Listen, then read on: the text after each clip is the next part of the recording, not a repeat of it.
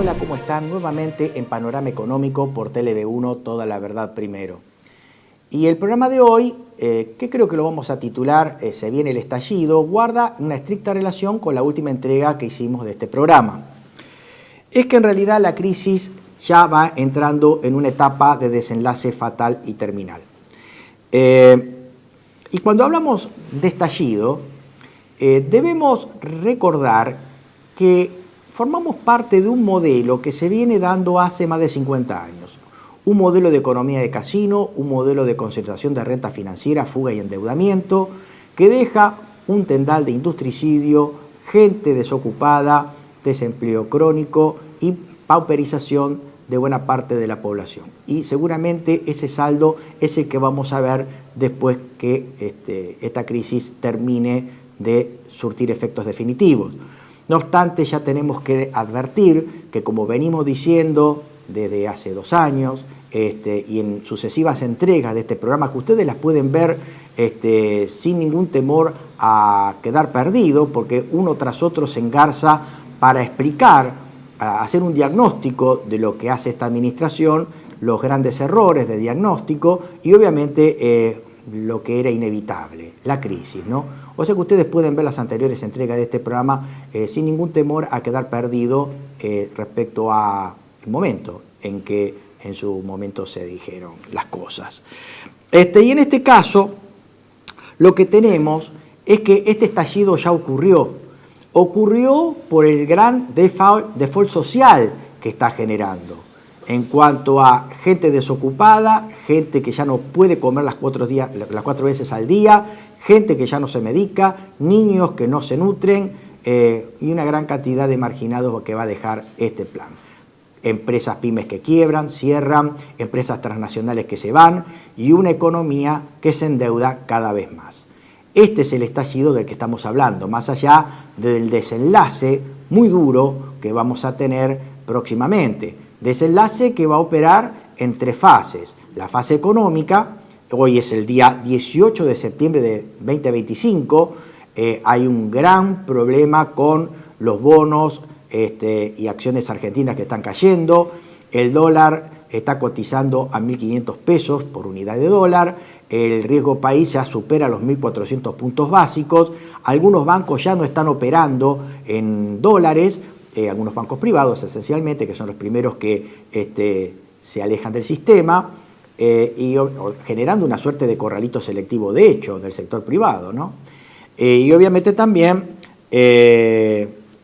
problemas que se han dado recientemente. A saber, en primer lugar, y cuando terminamos de hacer el programa anterior, nos acercábamos a unas elecciones en la provincia de Buenos Aires. Estamos hablando de unas elecciones locales de diputados, senadores, concejales de los 135 municipios que componen la provincia de Buenos Aires y obviamente consejeros estudiantiles. Sin embargo, el gobierno pierde las elecciones por más de 14 puntos y esto genera una gran eclosión, motorizada en 3 pilares. La pérdida de la elección de la provincia de Buenos Aires, que generó un cambio de expectativas de cara a las elecciones del 26 de octubre, que el gobierno transitaba con mucho optimismo, pensaba que iba a arrasar, iba a ganar, y hoy en día el gobierno no sabe bien si va a haber en el poder el mes de octubre.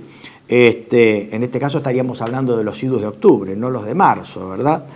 En segundo lugar, un plan económico inconsistente, que me corrijo, no es un plan económico, en realidad consiste en una serie de medidas de corte financiero especulativa, carry trade, retraso cambiario, un ajuste cavernícola del gasto, que en realidad es totalmente insustentable, un superávit fiscal que es base percibido caja, que en realidad en términos de devengado estamos en déficit y que intertemporalmente apunta a que el gasto va a aumentar, ya vamos a ver por qué, lo habíamos dicho en el anterior programa, un déficit fiscal también galopante a la suba, y obviamente también el cisne negro, los escándalos de corrupción, sobre todo el último referido a la Agencia Nacional de Discapacidad.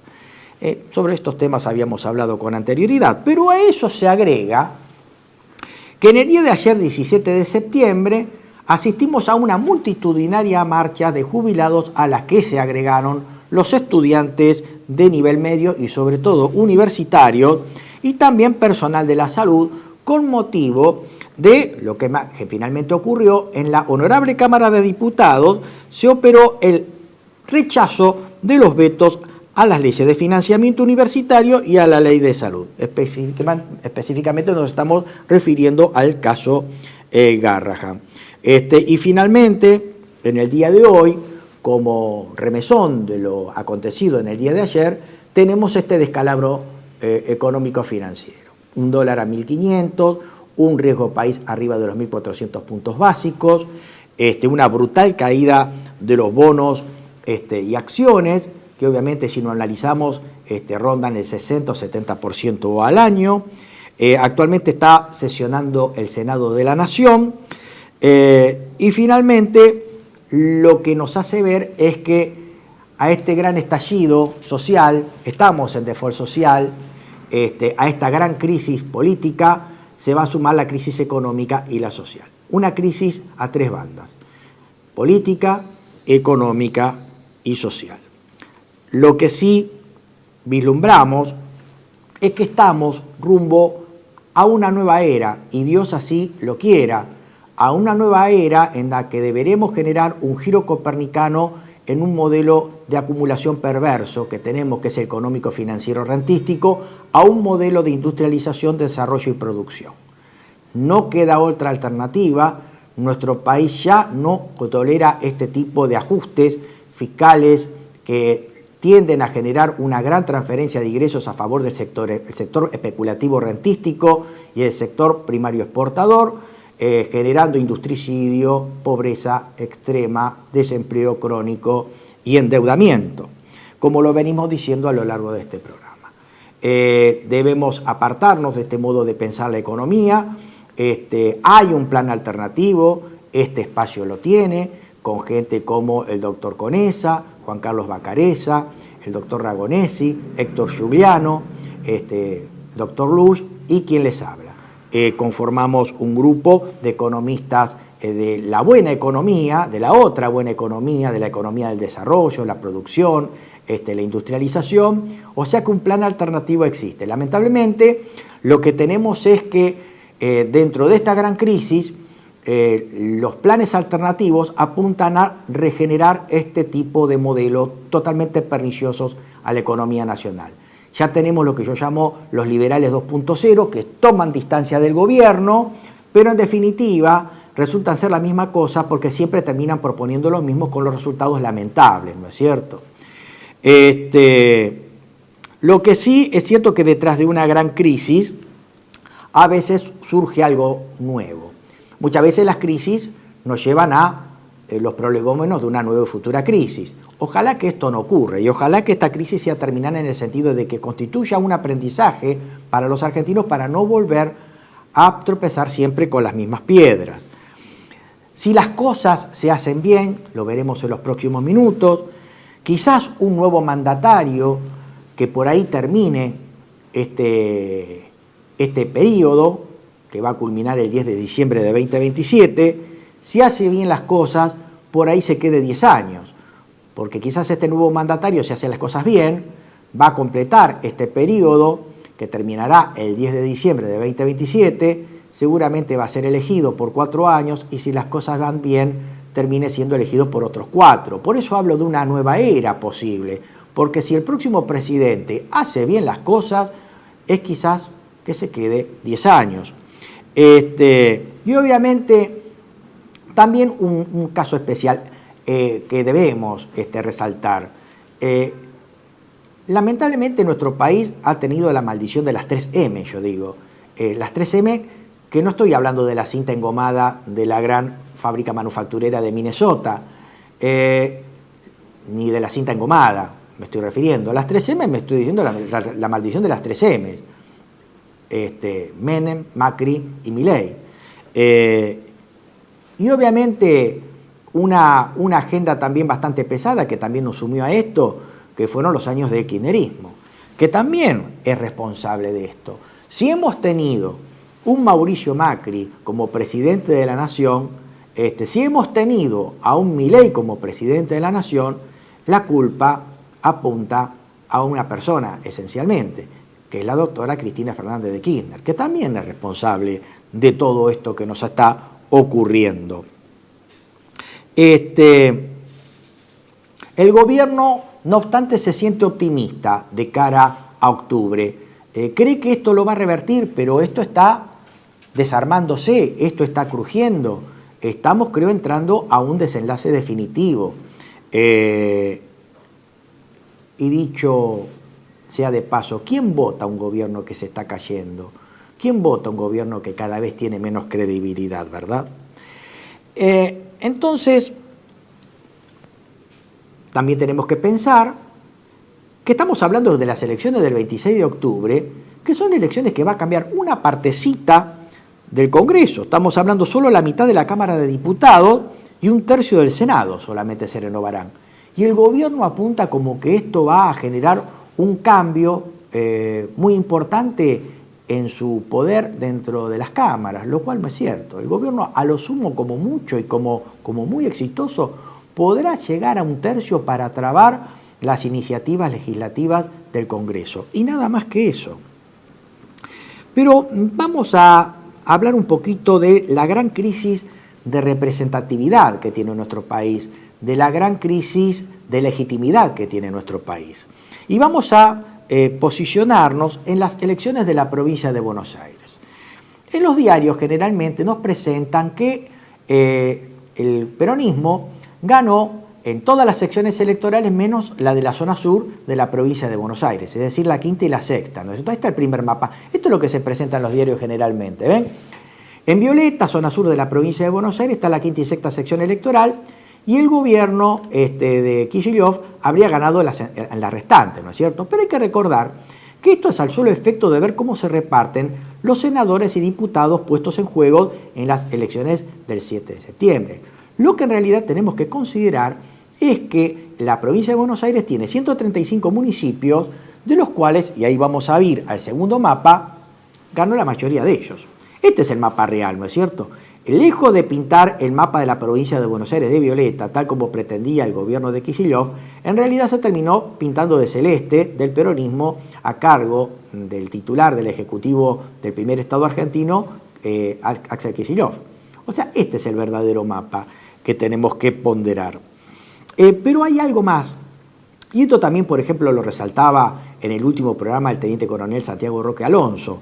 Hay una gran crisis de representatividad, en donde ya en las últimas elecciones de 2023, paso, primera vuelta y segunda vuelta, como también en las distintas elecciones en las provincias que están dando de acuerdo a la agenda electoral de este año, como también en la provincia de Buenos Aires, lo que encontramos es que la primera minoría está formada por gente que no va a votar o que, habiéndose tomado el trabajo de ir a votar, procedió a votar en blanco o anular el voto. Vamos a los números. Generalmente nos dicen que el peronismo ganó con el 47,28% de los votos positivos emitidos. Segundo fue La Libertad Avanza con 33,71%. Después Somos con 5,26%. Y después la izquierda 4,37%. A partir de ahí el corte se atomiza con partidos chicos que no alcanzaron a obtener ninguna representación ni en Senado ni en diputados. Pero estos porcentajes se hacen sobre el voto, es decir, la cantidad de votos emitidos, los votos positivos hacia alguna agrupación política. Pero en realidad lo que se debe ponderar es el voto emitido frente a los que estaban en condiciones de votar. Las personas habilitadas para votar en las elecciones de la provincia de Buenos Aires del 7 de septiembre eran 14.376.592 sufragantes total padrón. Por lo tanto, si sumamos los votos en blanco, los nulos, o sea, gente que fue a votar y procedió a votar en blanco o anular el voto, y los que no fueron a votar, suman un total de 6.297.276 sufragantes, que en el ratio respecto del total de las personas habilitadas por votar, da el 43% del padrón. O sea que la primera minoría en las últimas elecciones en la provincia de Buenos Aires es la gente que votó en blanco, anuló o no fue, 43%. Ahora, si tomamos los votos positivos hacia Kicillof, la izquierda, la Libertad Avanza o Somos, frente al total de personas habilitadas para votar según padrón, tenemos que el segundo fue Kicillof, o sea, la primera minoría fueron los blancos nulos o los que se quedaron en casas. Y la segunda minoría fue Kicillof, que con un total de votos de 3.820.119 respecto de las personas habilitadas por votar, ese 14.300.000, nos da que de un 47,28% que obtuvo, en realidad baja al 26%. Tercero fue la Libertad Avanza, que obtuvo 2.723.710 votos, que si lo relacionamos con el total de personas habilitadas para votar, bajó del 33,71% al 19%. Después tenemos Somos, que obtuvo 424.671 votos, lo cual bajó del 5,26% al 3%, y finalmente la izquierda, que obtuvo 353.287 votos, bajó del 4,37% al 2,4% de los votos. Es decir, acá lo que tenemos es una gran falta de legitimación a priori para gobernar. O sea, tenemos que Kicillof, el que ganó, tiene el 26% de los votos y la segunda fuerza el 19%. Una falta de legitimación de origen. Y si tomamos en cuenta que este gobierno nacional, que está a cargo del Poder Ejecutivo, también asumió con minorías más bajas, si tenemos en cuenta la cantidad de gente que no fue a votar, estamos hablando año 23, entre paso, primera vuelta y segunda vuelta, había gente que sumaron entre 11 y 9 millones de personas que no fueron a votar.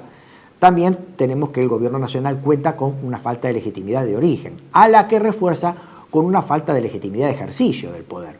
Porque el gobierno realmente es desastroso, es muy malo, ha dejado el tendal de desocupados, tanto en el sector público, privado, destrucción de pymes, desindustrialización, empresas transnacionales que se van y un mayor endeudamiento.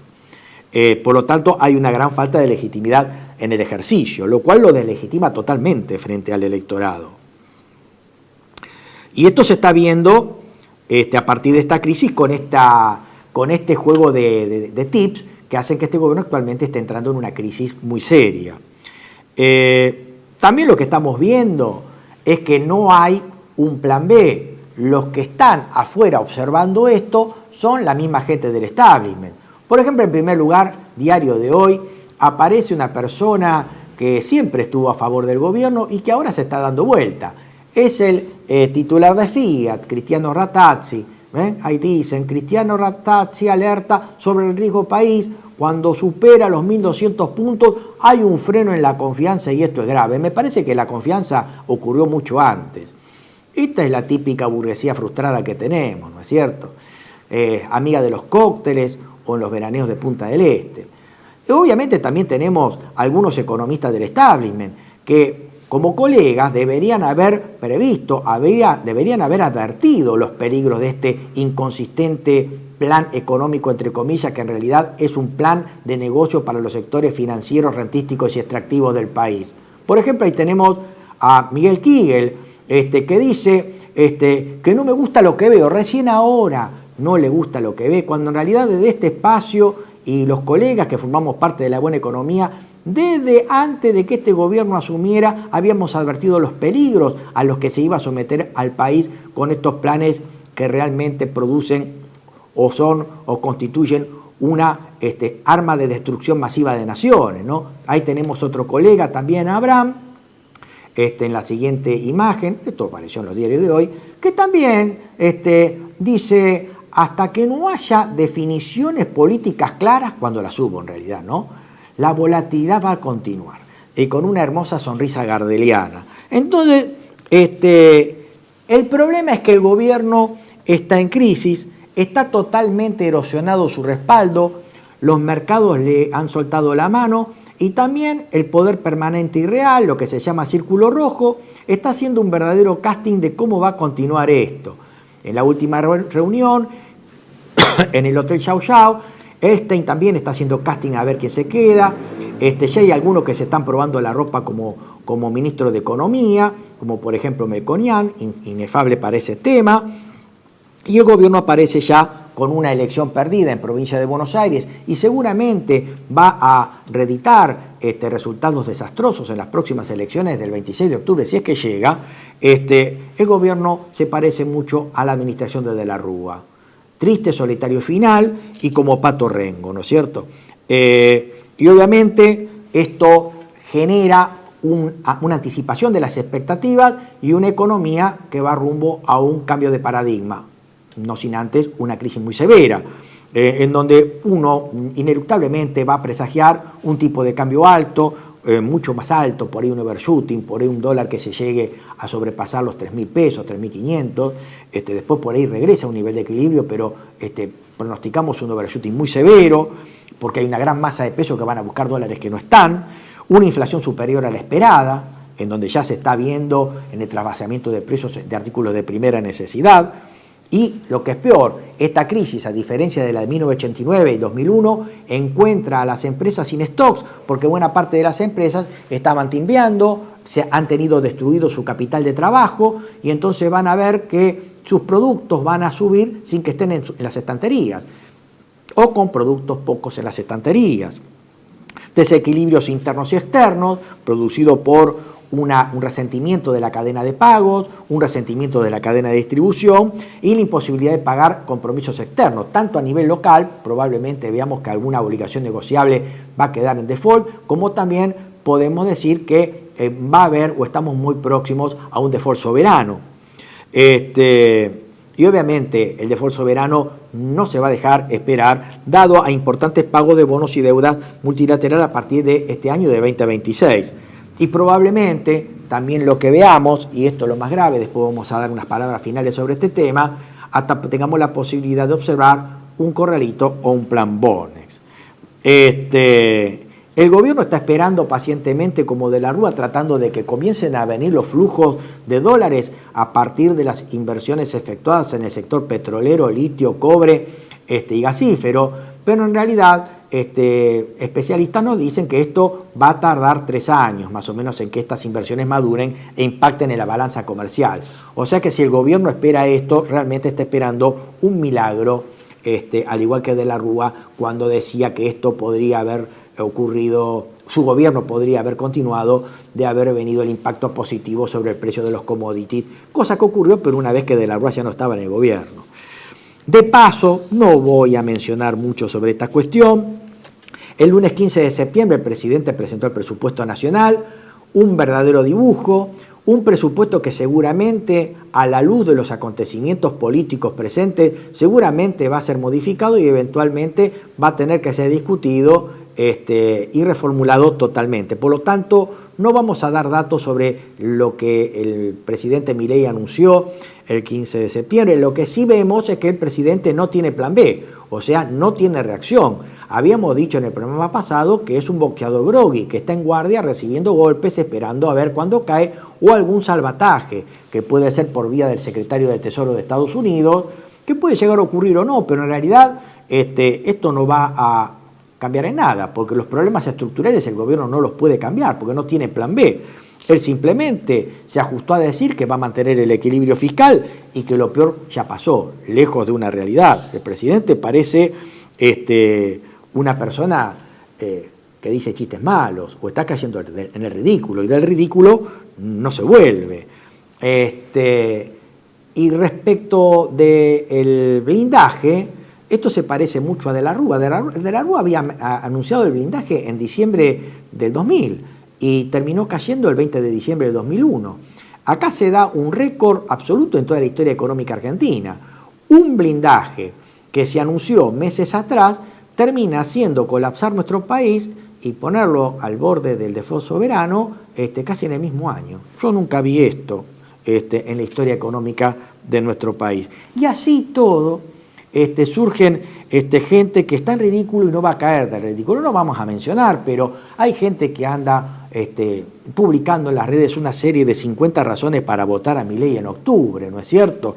El general Perón decía que no hay peor cosa que un idiota con iniciativa, y acá tenemos un caso palmario.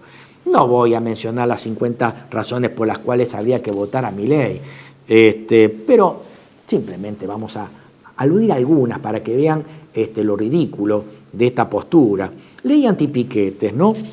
En realidad, con la ley de antipiquetes, fíjense que hay una selección muy sesgada y muy injusta del piquete. El piquete fue establecido, o el protocolo antipiquetes, es para que los autos y los peatones circulen con naturalidad por la ciudad de Buenos Aires sin ser estorbados por cortes. Sin embargo, fíjense que los piquetes en realidad terminan llevando a los manifestantes arriba de las veredas y la fuerza de seguridad cortando las calles. O sea que el verdadero piquete en los hechos las hacen las fuerzas de seguridad, ¿verdad? Y aparte son discriminatorios y selectivos. Cuando son pocos y débiles se hace el piquete. Por ejemplo, a los jubilados. Se corta, se los pone en la vereda y se les pega. Se les da palos, gases lacrimógenos y otras sustancias. Mientras que cuando la marcha es muy multitudinaria, como la de ayer, no hay protocolo antipiquete. Lo cual torna a este sistema totalmente injusto, porque ya le digo, a los jubilados les pegan, pero a los estudiantes no. Y cuando hay marcha masiva no se hace nada. Dice, los homicidios en Rosario cayeron. Llama la atención que hayan caído los homicidios en Rosario producto del narcotráfico cuando no ha habido ningún desbaratamiento de banda, no hubo destrucción de búnkeres, no hubo nada. Simplemente llama la atención que el gobierno ha dado una especie de impunidad fiscal para que haya un blanqueo producto de estos sectores. No hubo represión ni destrucción de búnkeres, por lo tanto llama la atención esta pax romana que se da en homicidios en la ciudad de Rosario. En cuanto a lo que se refiere al gasto público, eliminación de ministerios, reducción de autos oficiales y todo lo que tenga que ver con el gasto público, si bien nosotros somos partícipes del hecho de que nosotros tenemos que optar por un Estado meritocrático y eficiente, lo cierto que muchas de las áreas que se recortaron en el Estado perjudican a la nacionalidad del sector privado. Por ejemplo, el cierre de la Dirección Nacional de Vialidad, INTA, INTI, por ejemplo, a la vez que si nos concentramos en decir que estamos destruyendo al gasto público a través de la destrucción del gasto público, esencialmente no estamos teniendo un buen diagnóstico del problema, porque el gasto de la Administración Pública Central dentro del total del gasto público no es más que el 5 puntos del gasto total, ¿no es cierto? Por lo tanto, acá tenemos un diagnóstico errado, por lo tanto, un remedio mal suministrado, ¿no es cierto? Cero emisión monetaria. Esto también es falso, porque se está emitiendo para el sector especulativo rentístico. Cuando la gente deja de tener plazo fijo o deja de tener bonos, va a pasar por el Banco Central, hay que emitir para pagar el principal e intereses. Somos de los pocos países con superávit fiscal, reducción de inflación y salida de recesión. Terrible mentira. Hay inflación reprimida, que cuando venga esta crisis va a comenzar a subir, va a manifestarse. La inflación está mal medida porque está basándose en una canasta del año 2004, por lo tanto se está subvaluando la inflación en términos de 15 o 20 puntos por año.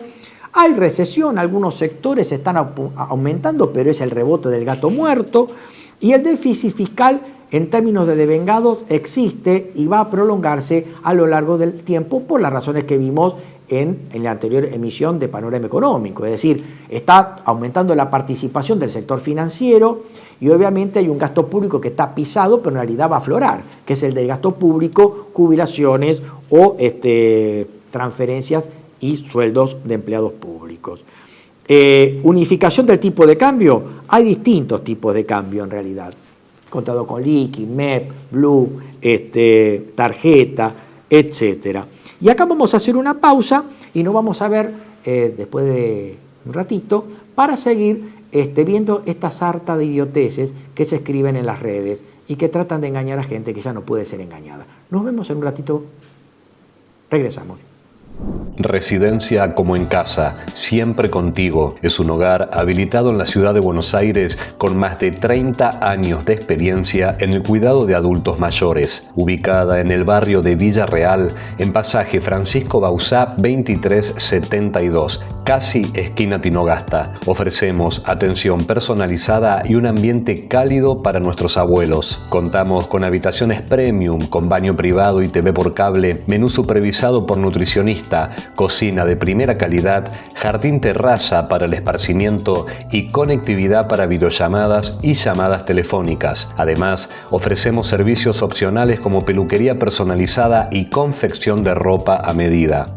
Comunicate al 11 50 35 15 25. En Como en Casa, el bienestar y la comodidad de nuestros adultos mayores es nuestra prioridad. Los esperamos.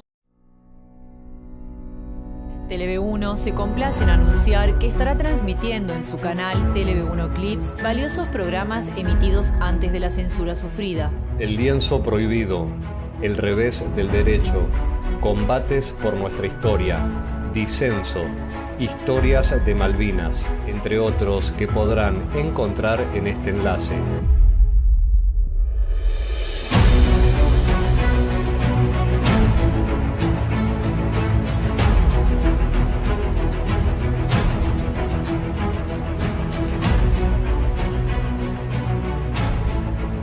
Agradecemos su aprovechamiento y difusión. Bienvenidos a CEPA, Centro de Estudios del Pensamiento Americano. Nuevo sitio web de cursos de formación en política, filosofía, historia, literatura, geopolítica, religión, psicología y más.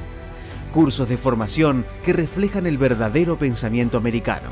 Lo invitamos a elegir el curso de su agrado ingresando en www.cepa.la.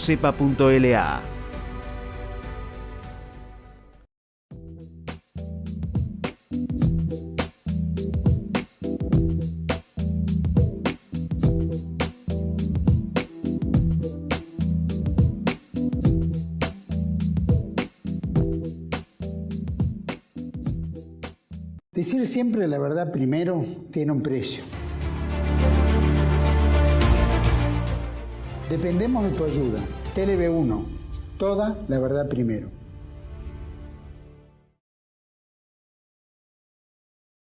Continuamos con Panorama Económico. Estamos viendo una serie de ideas que ha tirado una serie de gente para fortalecer la votación hacia el oficialismo de cara a las elecciones del 26 de octubre, ¿no? Voy a ser rápido porque esto no merece, pero esto está instalado. Habla de la pobreza que bajó del 53% en 2024 al 31% primer trimestre de 2025. En realidad la pobreza está mal medida y está en aumento. Es decir, cuando yo saco una serie de pobreza y después cambio la metodología, no las puedo empalmar, no las puedo comparar. Si yo hago eso en una materia de cuentas nacionales en la Facultad de Económica, me van a bochar. Esto es una verdadera brutalidad estadística, tratar de empalmar series hechas en distintos momentos, pero sobre todo con distinta metodología, ¿no? La reducción de la deuda total habla. La deuda está aumentando, tanto interna como externa. Hago remisión a los programas que hemos hecho acá en Panorama Económico con Héctor Giuliano o a los programas que también hizo Héctor en este canal. No hago más que remitir veritatis causae a lo que ha dicho en innumerables ocasiones el maestro Héctor Giuliano. Desarme de la LELIQ y otros pasivos remunerados del Banco Central. Sí, las LELIQ se desarmaron, pero las novaron con otra deuda. Es decir, están cambiando deuda con deuda. Por lo tanto, el problema del déficit fiscal sigue en alza y bien vivito y coleando, ¿no?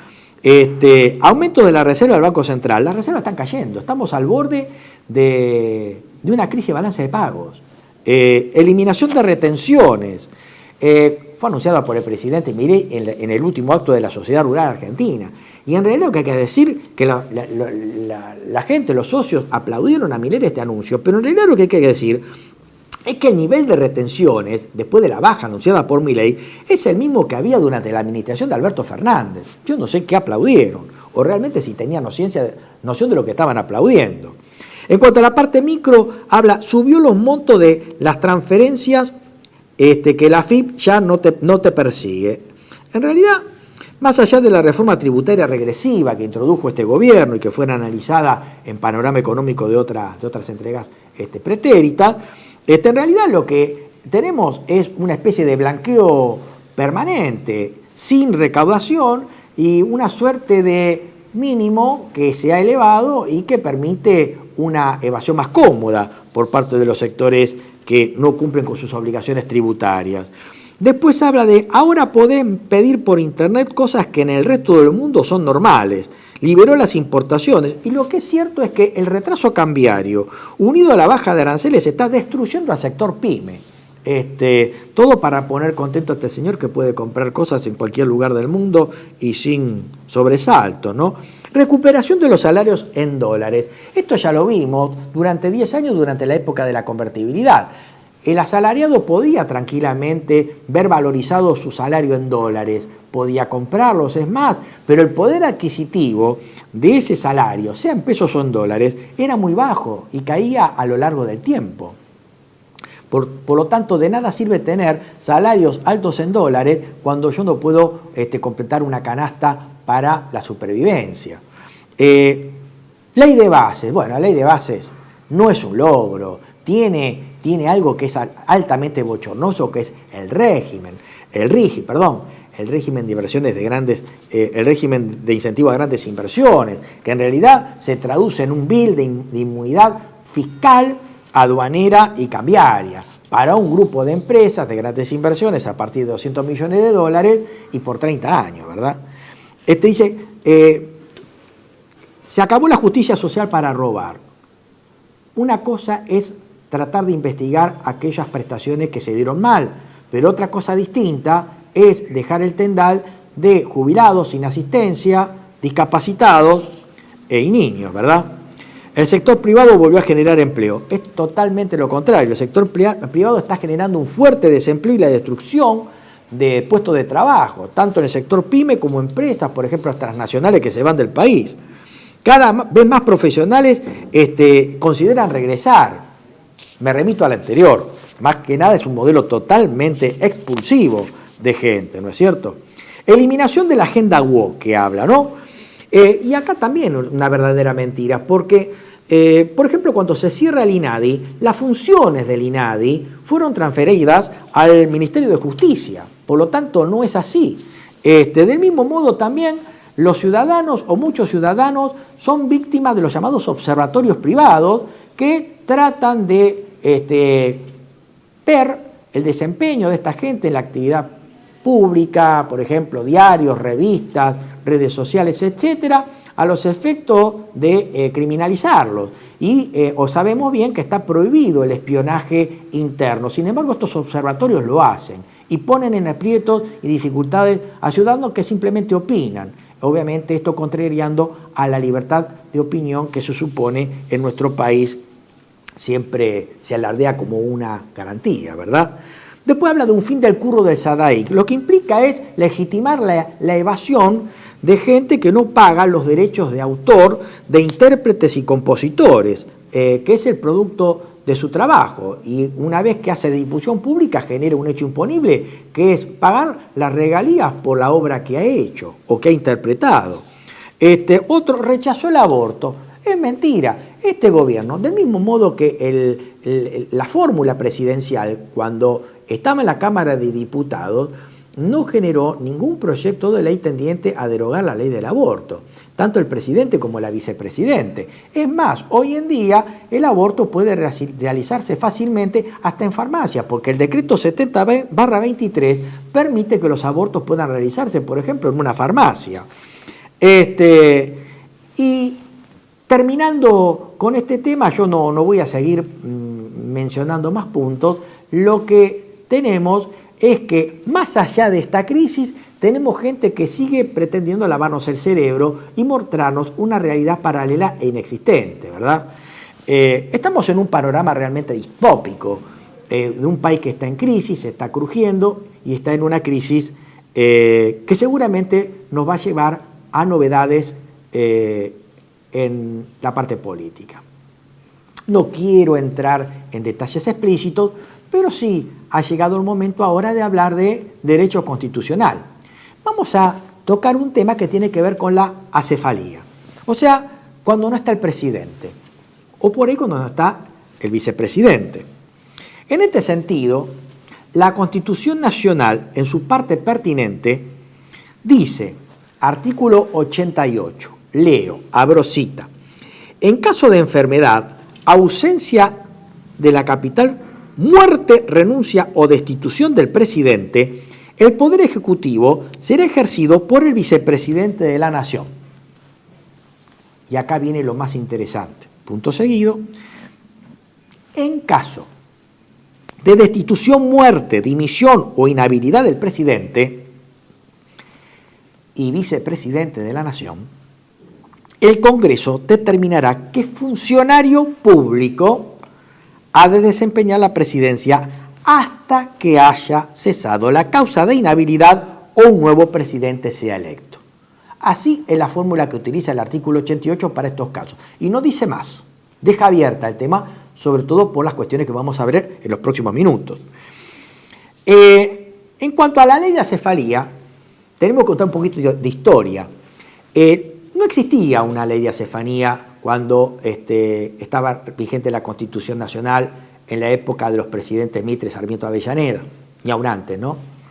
Ocurre que en 1870 está la Guerra de la Triple Alianza, llamada por nuestros hermanos paraguayos la Guerra del 70.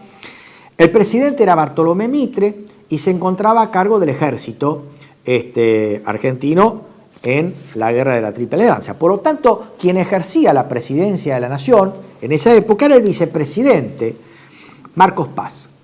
Marcos Paz fallece en 1868 y no queda nadie a cargo del Ejecutivo, porque no había ley de acefalía. Si bien es cierto que ese mismo año se dicta la ley de acefalía, en ese interín había un vacío legal. ¿Qué se hizo? Por primera vez y en algo inédito en la historia argentina, quienes se hicieron cargo del Poder Ejecutivo, gobernando por consenso, fueron los 5 ministros que tenía Bartolomé Mitre. Ellos eran Lucas González de Hacienda, José Evaristo Uriburu de Justicia, después fue presidente de la Nación, Guillermo Rawson, Interior, Juan Geli y Oves, Guerra, y Marcelino Ugarte, Relaciones Exteriores. Ellos gobernaban de manera conjunta y por consenso tomaban las decisiones de emergencia.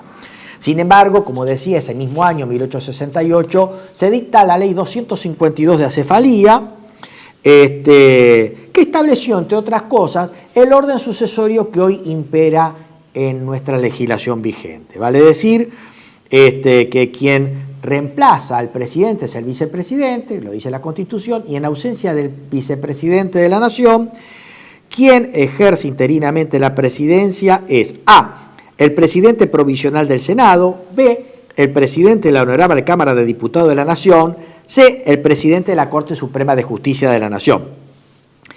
En este sentido, cualquiera que asumiera debía en los 30 días siguientes convocar a elecciones y entregar el mandato al nuevo presidente electo para que complete el mandato vigente.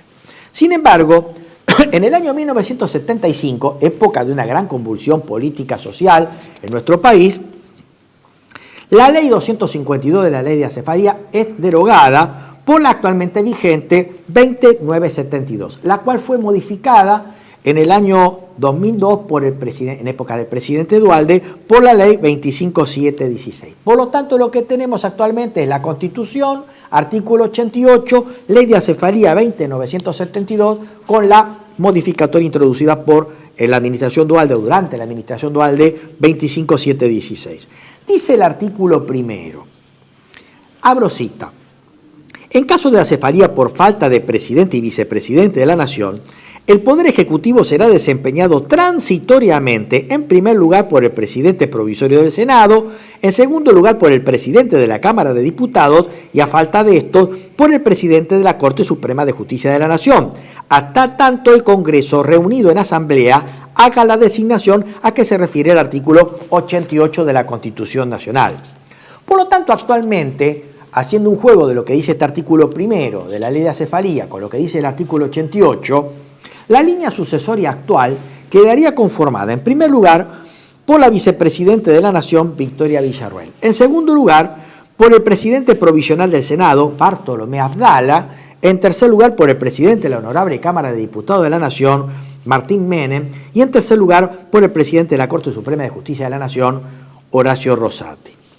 Dice el artículo segundo de la ley de acefalía vigente, la designación, en tal caso, se efectuará por el Congreso de la Nación, en asamblea que se convocará y presidirá quien ejerza la presidencia del Senado y que se reunirá por imperio de esta ley dentro de las 48 horas siguientes al hecho de la acefalía. La asamblea se constituirá en primera convocatoria con la presencia de las 2/3 partes de los miembros de cada cámara que la componen. Si no se logra ese quórum, se reunirá nuevamente a las 48 horas siguientes, constituyéndose en tal caso con simple mayoría de los miembros de cada Cámara. Dice el artículo 3. La designación se hará por mayoría absoluta de los presentes. Si no se obtuviera esa mayoría en la primera votación, se hará por segunda vez, limitándose a las 2 personas que en la primera hubiesen obtenido el mayor número de sufragios. En caso de empate, se repetirá la votación y si resultare nuevo empate, decidirá el presidente de la Asamblea votando por segunda vez. El voto será siempre nominal, la designación deberá quedar concluida en una sola reunión de la Asamblea. El artículo 4 dice que la determinación recaerá en un funcionario, siguiendo la línea del artículo 88 de la Constitución Nacional, que reúna los requisitos del artículo 89, o sea, las calidades que tiene que tener el presidente de la Nación, y que desempeñe alguno de los siguientes mandatos populares electivos: senador nacional, diputado nacional o gobernador de provincia. En caso de existir presidente y vicepresidente de la Nación electos, estos asumirán los cargos acéfalos. En cuanto a lo previsto en este artículo 4, en caso de existir presidente y vicepresidente electo, estos asumirán los cargos acéfalos, cosa que actualmente no ocurre que hayan presidente y vicepresidente acéfalo. Y ahí hace remisión al artículo 153 y 154 del Código Electoral, ¿no es cierto?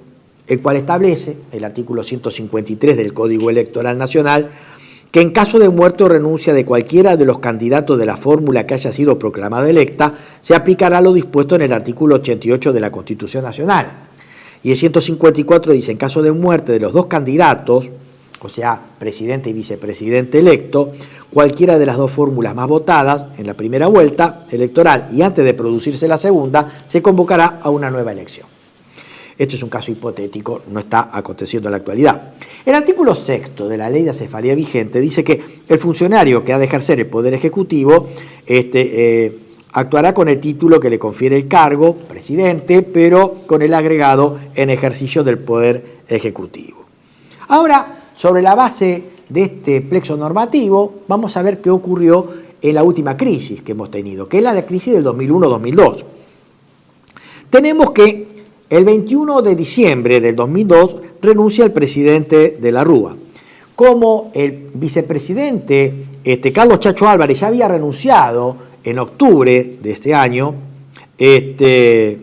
asumió, por la aplicación de la Ley 20972, el presidente provisional del Senado, Ramón Puerta, que resultó electo gobernador, del cual resultó electo en la Asamblea Legislativa convocada, fue Adolfo Rodríguez Sá, que era gobernador de la provincia de San Luis.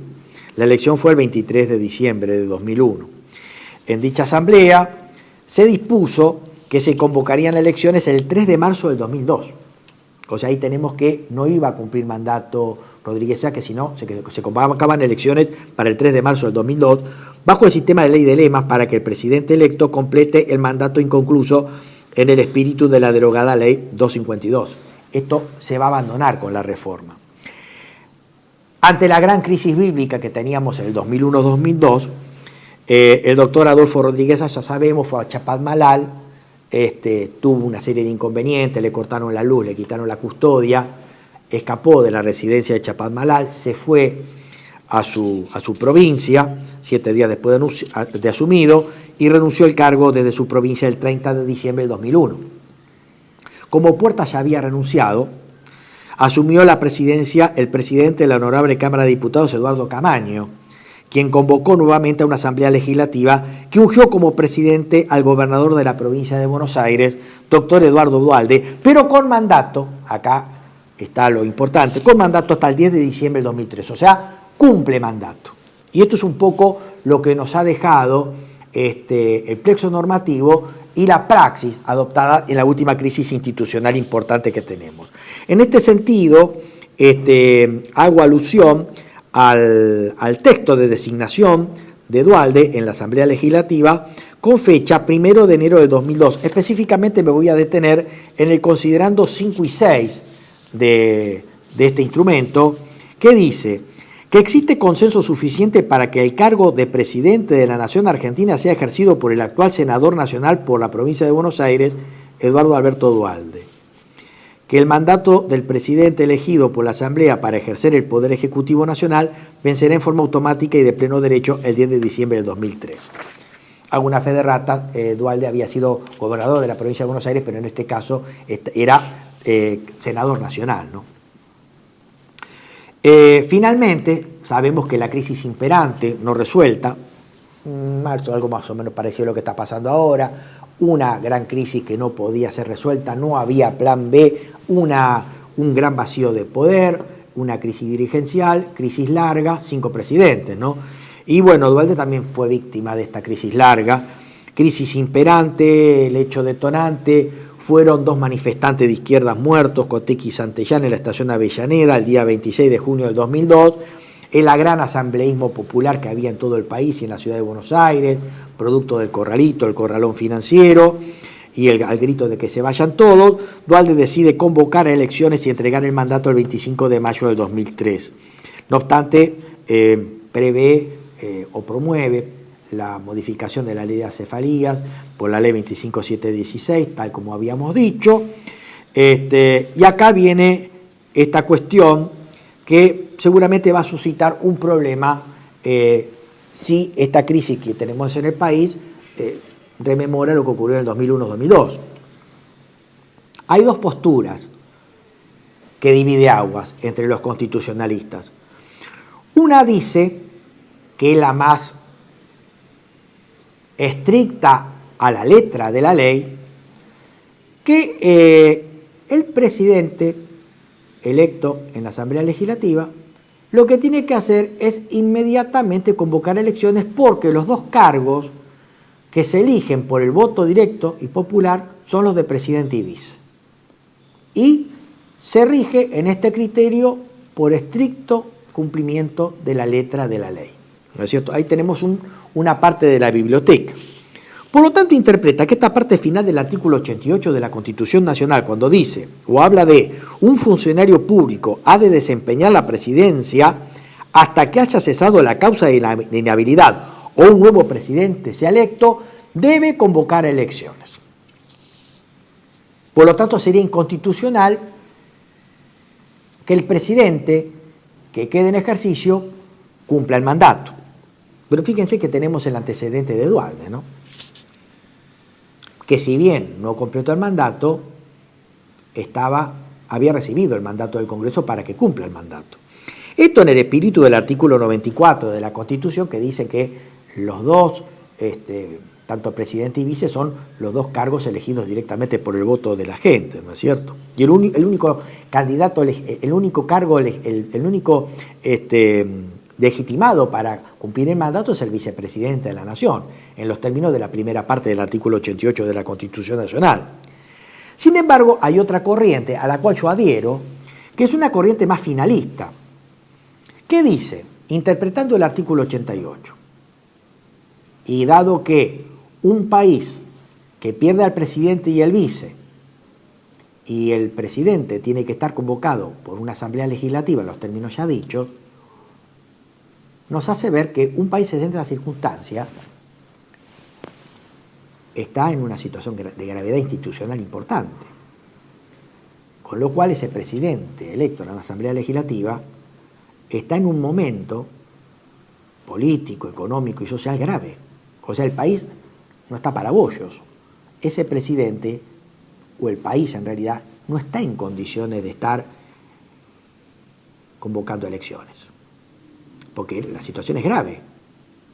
Por lo tanto, lo que interpretamos, criterio finalista, es que este artículo 88 de la Constitución Nacional, infine, deja abierta la posibilidad a que el presidente elegido en ejercicio del Poder Ejecutivo por la Asamblea Legislativa pueda optar entre convocar elecciones para que el nuevo presidente cumpla el mandato o ser él el que termine el mandato. Porque fíjense lo que dice el artículo 88 en su parte final. funcionario público que ha desempeñado la presidencia hasta que haya cesado la causa de inhabilidad o un nuevo presidente sea electo. Este presidente puede ser electo en lo inmediato, si convoca inmediatamente elecciones, o puede ser el presidente electo cuando comience un nuevo mandato. Por lo tanto, entiendo que el criterio finalista nos acercaría a esta segunda interpretación, que el artículo 88, conglobado con la ley de acefalía, daría lugar en que el presidente electo en ejercicio del Poder Ejecutivo pueda culminar el mandato. Porque ya digo, estamos en una época de gran emergencia, como es la que ocurrió en el 2001 y en el 2002. A manera de conclusión, si nos atenemos a la letra de la ley y lo que dice el artículo 94, el presidente electo en la Asamblea Legislativa debería convocar inmediatamente elecciones. La otra postura a la que adhiero, el otro lado de la biblioteca, criterio más finalista, es que bien puede entenderse que en casos de emergencia institucional y de conformidad con lo dispuesto en el artículo 88 de la Constitución Nacional y el artículo 4 de la Ley 20.972 y su modificatoria, el presidente designado puede ejercer el mandato hasta la finalización del periodo del presidente cesante por causa de destitución, muerte o dimisión. ¿No es cierto? Un tema, cerramos la parte de derecho constitucional, y también se anda hablando de la posibilidad de que existan negociaciones tendientes a que si el presidente abandona voluntariamente el cargo, no puedan juzgárselos por la causa de corrupción. Es cierto que el presidente ya está verificando las causales para que pueda ser removido por juicio político. Lo que ocurre es que la crisis es tan importante, grave y rápida, es que no dan los tiempos para que pueda ser destituido a través de un juicio político. Con lo cual se habla de una negociación para que éste renuncie. Y obviamente se está hablando de que se lo apartaría de los delitos de corrupción, lo cual en realidad no debería ser así. También se habla de la posibilidad de que la ex vicepresidente y presidente 2 veces del país, Cristina Fernández de Kirchner, pueda ser indultada. De hecho, hay algunas presiones que hablan de que el futuro presidente peronista debería indultar a la presidenta de la Nación. Y tenemos que decir que esto es imposible, no puede ocurrir porque sería inconstitucional. El artículo 36 de la Constitución Nacional impide el indulto a Cristina Fernández de Kirchner. Porque dice, esta Constitución mantendrá su imperio aun cuando se interrumpiere su observancia por acto de fuerza contra el orden institucional y el sistema democrático. Estos actos serán insanablemente nulos. El siguiente párrafo dice, sus autores serán pasibles de la sanción prevista en el artículo 29, infames traidores a la patria, inhabilitados a perpetuidad para ocupar cargos públicos y esto es importante, y excluidos de los beneficios del indulto y la conmutación de penas. Más adelante dice, penúltimo párrafo del 36 de la Constitución Nacional, atentará asimismo contra el sistema democrático quien incurriere en grave delito doloso contra el Estado, que conlleve enriquecimiento, quedando inhabilitado por el tiempo que las leyes determinen para ocupar cargos o empleos públicos. Esto quiere decir que los delitos se consideran delitos contra el sistema democrático aquellos dolosos efectuados contra el Estado. Si esto atenta contra el orden democrático, significa, yendo al segundo párrafo del 36, que este tipo de delitos están excluidos de los beneficios del indulto y la conmutación de pena. Esto es un poco un raconto de lo que nos está pasando ahora. Quedó hablar sobre cuestiones que tienen que ver con posibles medidas que se tomen, corralito, por ahí un plan Bonex, pero me parece que sobre estas cuestiones podríamos hacer una entrega especial para describir lo que lamentablemente está en la cabeza de determinada gente del establishment. Hay empresas que están muy endeudadas en dólares y necesitan licuar sus pasivos. Hay una empresa, un grupo importante que se endeudó para comprar una empresa referida al multimedio informativo y que seguramente va a tratar de hacer lobby para obtener una ley a medida, ¿no? Como ocurrió en el año 2002 con Dualde. Pero estos temas me parece que llevarían mucho tiempo y prefiero cortar acá. Sobre estas cuestiones seguramente vamos a volver con propuestas. Cómo evitar o tratar de generar una salida a una gran masa de ahorro que va a buscar dólares, que no los va a encontrar, puede generar una hiperdevaluación, va a querer salir a comprar bienes que no están, pueden generar una gran carga inflacionaria o eventualmente una hiperinflación, y cómo tratar de solucionar este problema. Pero eso lo veremos en una próxima entrega. Espero que haya sido esto de la utilidad de ustedes. Tengamos mucha paciencia, tengamos mucha templanza, encomendémonos a Dios, a la Virgen de Luján, mi patrona. Yo soy Mariano, fui bautizado en Luján. Encomendémonos a Dios, tengamos mucha paciencia, que Dios nos ampare. Hasta la próxima entrega de Panorama Económico por TLV1. Los esperamos, muchas gracias.